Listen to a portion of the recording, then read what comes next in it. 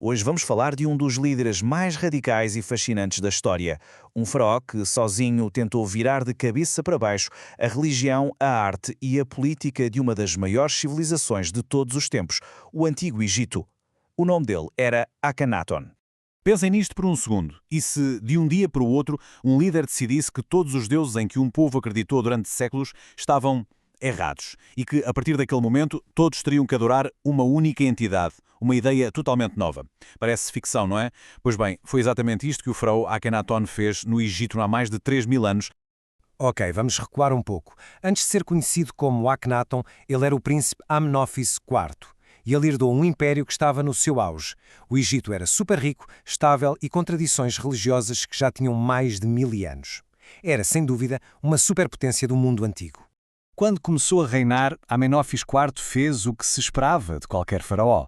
Respeitou os deuses tradicionais, como o todo-poderoso Amon-Ra, mas, discretamente, já se notava algo diferente. Nas suas primeiras construções, ele começou a dar um destaque invulgar a uma divindade que era quase secundária, Aton, o disco solar. Era um pequeno sinal de uma enorme revolução que estava a chegar.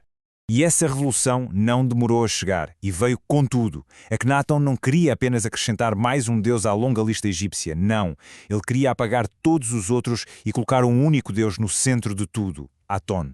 Esta comparação mostra bem o quão radical foi esta mudança. De um lado, tínhamos a religião de sempre, dezenas de deuses, muitos com corpo humano e cabeça de animal, e uma classe de sacerdotes superpoderosa que controlava os templos e a riqueza. Do outro lado, a ideia de Akhenaton, um só Deus, Aton, o disco do Sol, uma força universal. E aqui está o detalhe mais importante. O faraó passou a ser o único intermediário entre esse Deus e as pessoas. Basicamente, isto retirava todo o poder aos antigos sacerdotes. Então, o que era exatamente Aton? Bem, não era uma estátua de ouro escondida num templo escuro e misterioso.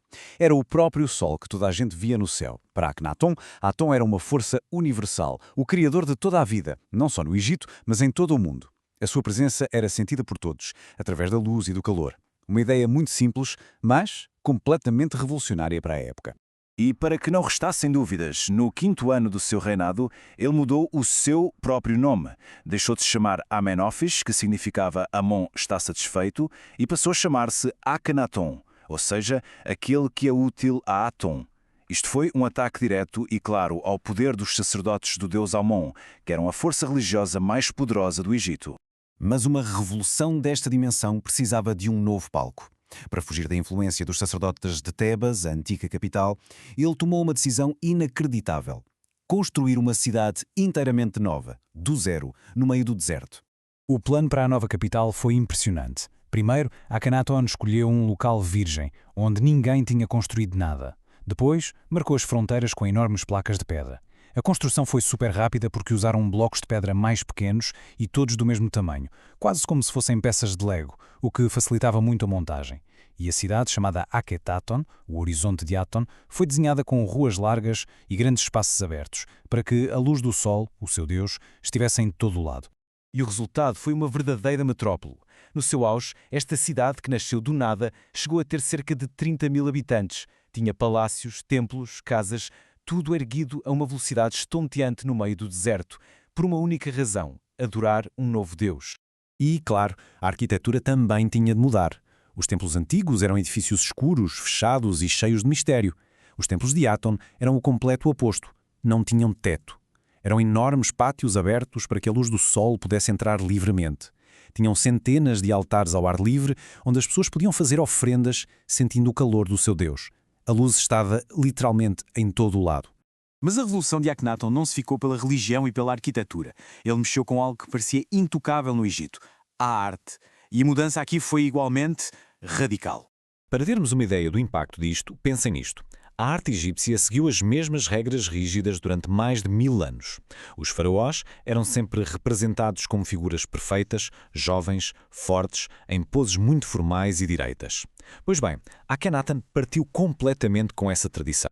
Com Akhenaton, a arte tornou-se muito mais realista e, por vezes, até um pouco estranha. O próprio faraó pedia para ser representado de forma exagerada, com um crânio alongado, lábios grossos e uma barriga saliente. Mas talvez o mais revolucionário de tudo tenha sido mostrar a família real em momentos íntimos, de carinho e afeto. Isso era algo nunca antes visto na arte oficial egípcia.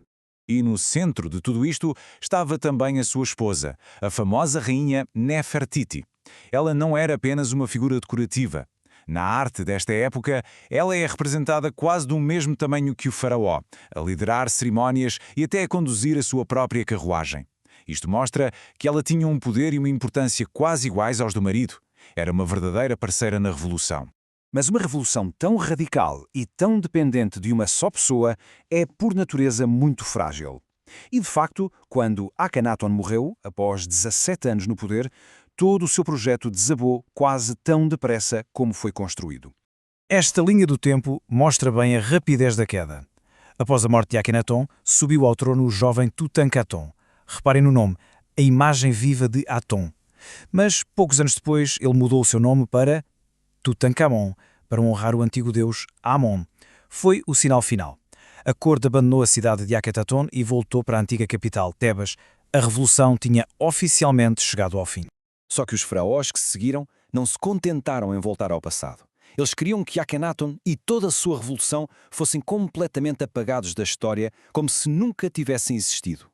Akhenaton passou a ser conhecido como o faraó herege, e os seus sucessores fizeram de tudo para o fazer desaparecer. O seu nome foi retirado das listas oficiais de reis, os seus templos foram desmontados pedra por pedra e os blocos foram reutilizados noutras construções. E a sua bela cidade, Akhetaton, foi simplesmente abandonada e entregue ao deserto. E este plano para o apagar da história quase funcionou. Durante 3.000 anos, o nome de Akhenaton desapareceu. A sua história e a sua cidade ficaram perdidas, enterradas sob a areia do Egito. Foi só no século XIX que os arqueólogos começaram a escavar as ruínas de Akhetaton e a redescobrir este incrível e esquecido capítulo da história. E no final, fica a pergunta: quem foi, afinal, Akhenaton? Um gênio visionário que esteve muito à frente do seu tempo ou um tirano que impôs as suas ideias a um povo inteiro, destruindo as suas tradições? A sua história é um exemplo incrível do poder de uma ideia radical, mas também nos mostra o quão forte pode ser a resposta da tradição. Uma história fascinante que nos deixa pensar.